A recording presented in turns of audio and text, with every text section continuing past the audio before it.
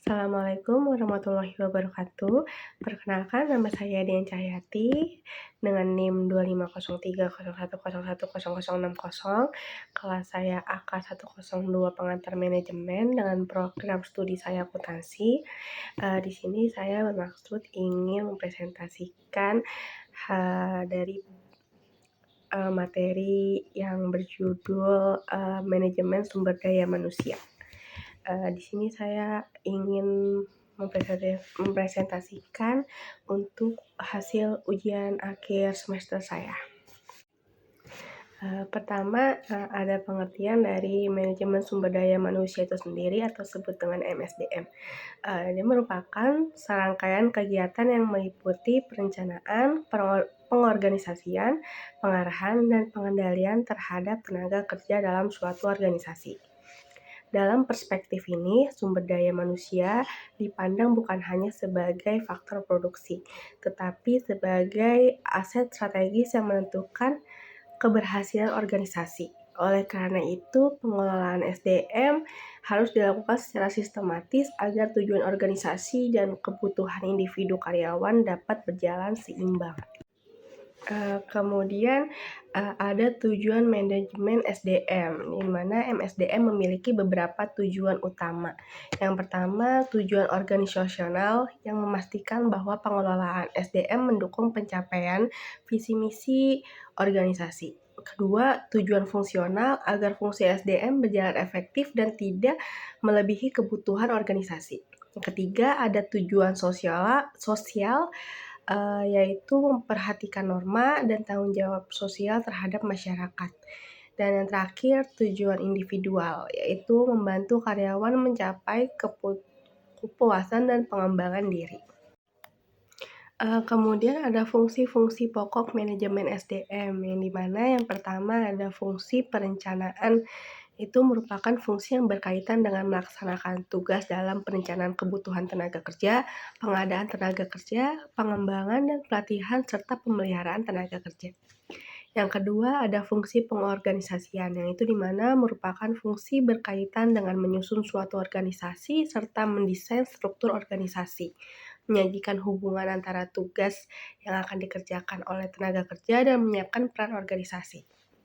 Yang ketiga ada fungsi pengarahan, yang dimana merupakan fungsi yang memberikan dorongan kepada karyawan untuk dapat melakukan pengerjaan sejalan dengan visi misi dan tujuan organisasi secara efektif dan efisien.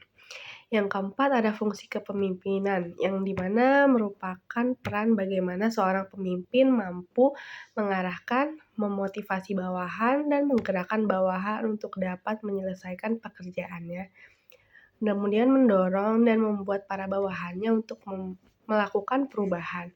Dan pada suatu titik tertentu, mengajak bawahan bekerja lebih keras dan mau untuk bekerja lebih dari yang seharusnya mau mereka kerjakan.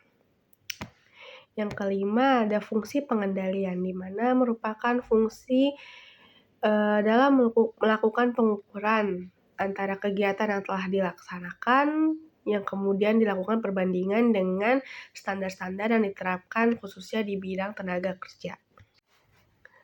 Kemudian ada tantangan manajemen sumber daya manusia. Yang pertama ada globalisasi.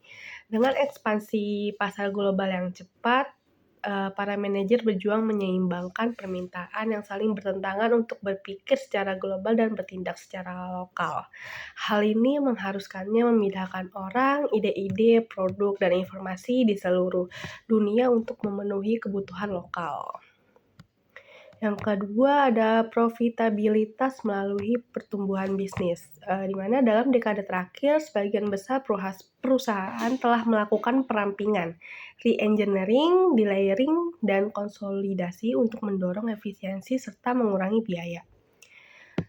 Dorongan untuk memperoleh pertumbuhan pendapatan tentu saja mendapatkan tuntutan yang unik pada suatu organisasi.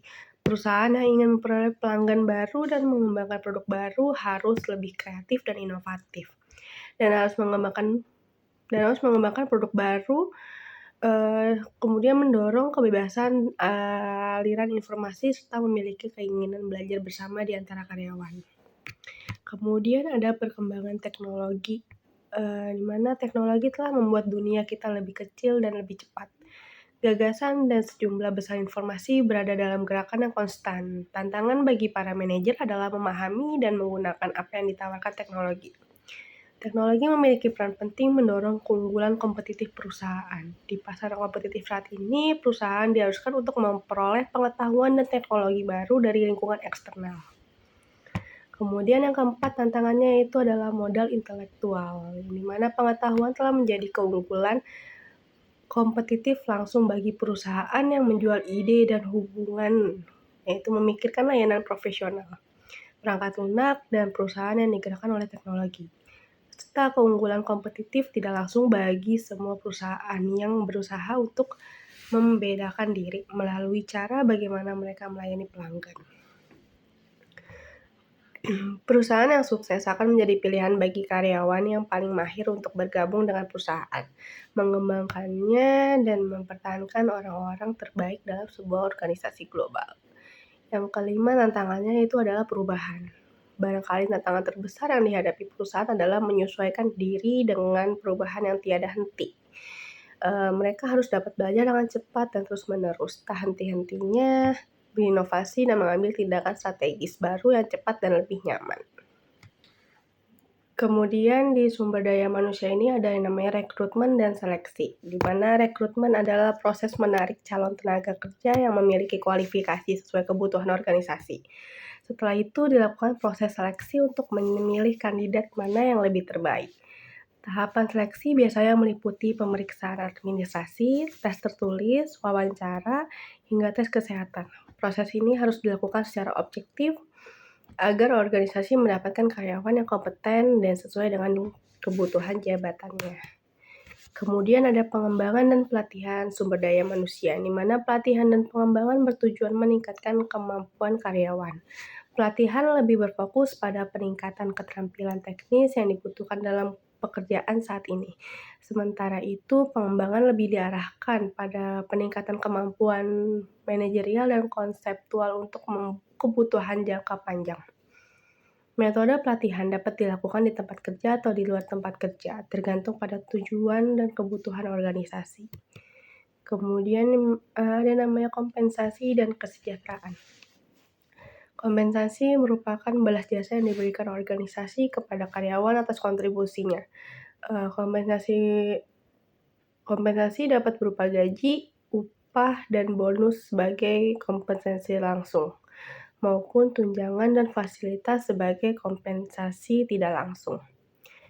Dalam pemberian kompensasi, organisasi harus memperhatikan prinsip keadilan, baik secara internal maupun eksternal, agar tercipta kepuasan dan motivasi kerja terhadap karyawannya. Kemudian ada hubungan industrial, yang dimana hubungan industrial mencerminkan interaksi antara manajemen dan tenaga kerja dalam organisasi. Hubungan yang harmonis akan menciptakan suasana kerja yang kondusif. Dalam hal ini, komunikasi yang baik, kerjasama, serta mekanisme penyelesaian perselisihan menjadi sangat penting. Peran serikat pekerja juga diakui sebagai bagian dari sistem hubungan industrial yang sehat. Demikian yang dapat saya sampaikan, kurang lebihnya saya ucapkan mohon maaf, dan terima kasih atas perhatian yang Ibu berikan. Wassalamualaikum warahmatullahi wabarakatuh.